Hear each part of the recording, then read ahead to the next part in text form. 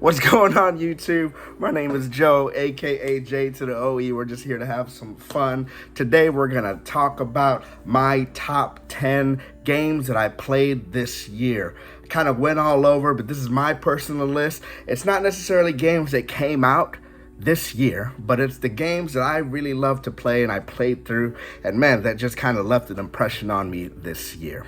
But before we do any of that, I want to just say thank you for checking this out. Thank you for watching, and thank you for subscribing. And if you haven't already, please like and subscribe. Here we go.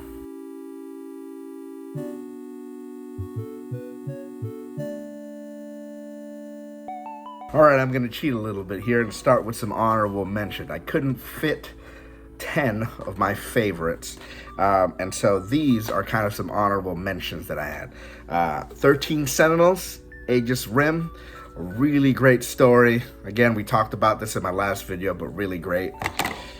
And I kind of grouped these together. Judgment and Lost Judgment. I really enjoy the Yakuza series, and you kind of play the good guy here and solve mysteries. And man, I really enjoyed kind of spending time in Japan and spending time in different locations for these. So these three are my honorable mentions. Number 10. I just got a PlayStation 3 this year. I found one pretty cheap, and so this summer I've amassed kind of a really big PlayStation 3 collection. And so as soon as I got it, I was kind of looking at the top 10s and looking at what everyone's favorite is, and this one was really great for me. Heavy Rain. I heard it was a little controversial, but I played it this year, and man, I loved it. You know, it's a mystery about a guy trying to save his son, and maybe that just did something to me. But man, aside from that Jason scene in the mall, I really, really love this because, you know, I just had a son, and man, so I identified a lot that I would do anything for my kid. And so a lot of these choices weren't that hard, but I really, really wanted to see how it all played out. And so this was a great game for this year. Heavy Rain, number 10.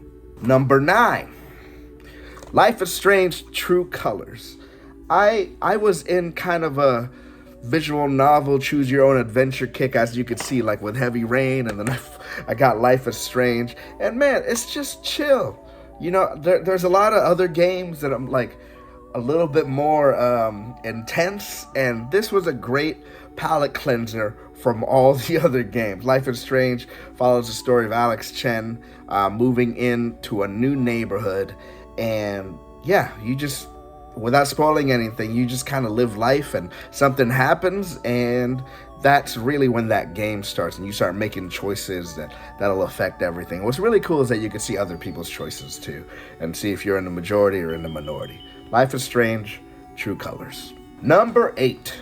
Now I was talking about something really intense, that we had some intense games, and I bought this during one of the GameStop's Pro Days or Pro Weeks or whatever. They had a ton of sales, but Hell Let Loose. This was, I knew nothing about this game, except that it was on sale, and it looked interesting, and so sometimes I just pick games up like that. It was on sale, so I'm like, all right, let's try it. And this is like this is a World War II simulator, like simulator. You're talking about COD's a shooter, but this is, man, one hit and you're dead. The squads are huge, and you play your role. I love playing medic because I could just kind of crawl into battle and start saving people. There's captains and squad leaders you got to listen to. You have to basically play with headphones and talk to your teammates to make sure you're taking the objective. You could either play the allies or you could play the Axis powers, and man, you got different locations. I actually heard that they were as accurate as they could be in those different locations. They studied maps, they studied pictures, that every location in Europe in World War II was as accurate as it could be. And man, it's intense. I still play this to this day when I want this team intense experience. So, Hell Let Loose. Number 7, Lego Star Wars, man. Enough said. Like, Lego Star Wars The Skywalker, I've been waiting for this for years. As soon as I heard like all 9 was gonna be in one game, and that it was kind of redone with everything. And man, this I like binge and beat in a week. Man, and I need to come back to it so I could get all the other collectibles. But I mean, what can you say about a Lego game? You build stuff, you destroy stuff, but what's really cool is that you just go through all 9 episodes, and you go through it in the Lego way. You know, this is the way. Huh? Anyways, Lego Skywalker Saga, Lego Star Wars. This was my number 7 pick for this year. This was really fun. And I can't wait till my kid grows up and maybe we could play some of this together. Number 6. This is my last non-Switch game. I collect a lot for the Switch. I play a lot of Switch. And actually, Tangent, like, a Switch is really, at least for me, it really works as kind of a new dad. Because I could play that anywhere. And I could, if I have 5 minutes, I have 3 minutes. And so a lot of my games this year was the Switch. But anyways, number 6, Devil May Cry 5, right? Yeah, 5. Devil May Cry 5. This is fun.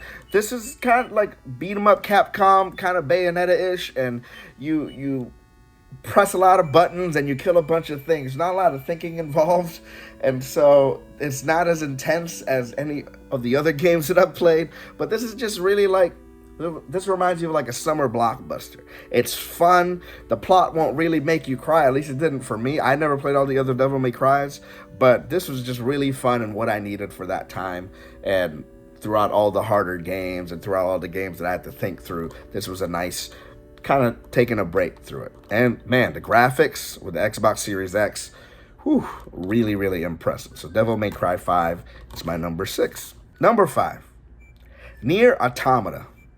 I mean, what can I say about this that I didn't tell you in my last video? This literally made me question my existence. This was a great just action game, and you play as 9S or 2B, and you kind of go through the story twice and go through it with the different characters and then keep going. And it's a lot of questions. Like, a lot of it was, I loved it because it's like the whole story was unfolding as you were going. There's a lot of mystery, and then suddenly that big twist, and you're like, whoa. And it's not only that, like, the big twist wasn't the end. You still had to kind of live with that twist for like a few more hours. And I thought that was really cool. It wasn't just like, boom, there's a twist and then it ends.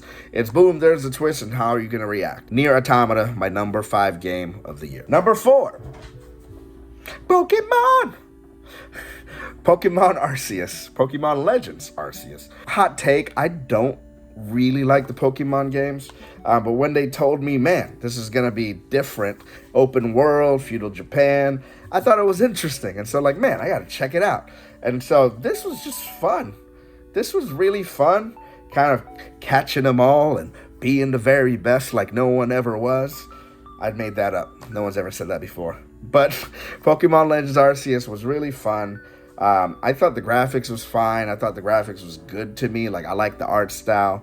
It reminded me a little bit of Wind Waker back in the day. And so, man, this was just really fun. And so Pokemon Legends Arceus was my number 4. Number 3, Shifu. I love martial arts. I love kind of the whole John Wick thing where you go and just clear a room. And this is just fun. This was a great time where if I had like 5 minutes to play, I'd start a run on here, start a level, and just keep going if I could. But this was just a really fun martial arts game. It was tough, you know, but it was really rewarding every time I beat a boss and kind of figured out that pattern. Shifu Vengeance Edition also comes with like an art book and some stickers. And so this was really cool to pick up on the Switch. So this is my number 3 game, Shifu. Number 2 is a game I'm currently still playing. I can't get enough of No Man's Sky. So far, I've created bases. I got out of warp speed one time, and there was this big battle. Pirates were trying to raid like a big ship or a frigate. And so I was like, man, I'm trying to be a good guy. And so I help them out.